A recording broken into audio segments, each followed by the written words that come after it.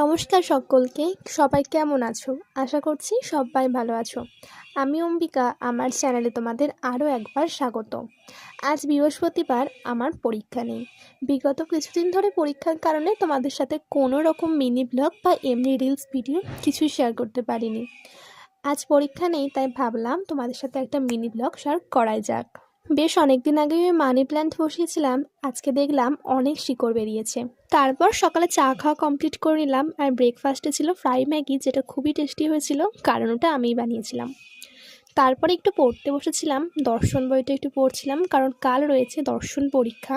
আর এই কিউট পান্ডাটা কিন্তু আমিই এঁকেছি। আর পড়ার ফাঁকে ফাঁকে তোমাদের জন্য একটু ভিডিও ক্লিপও নিয়ে রাখছিলাম, যাতে তোমাদের সাথে মিনি ব্লগগুলো শেয়ার করতে পারি।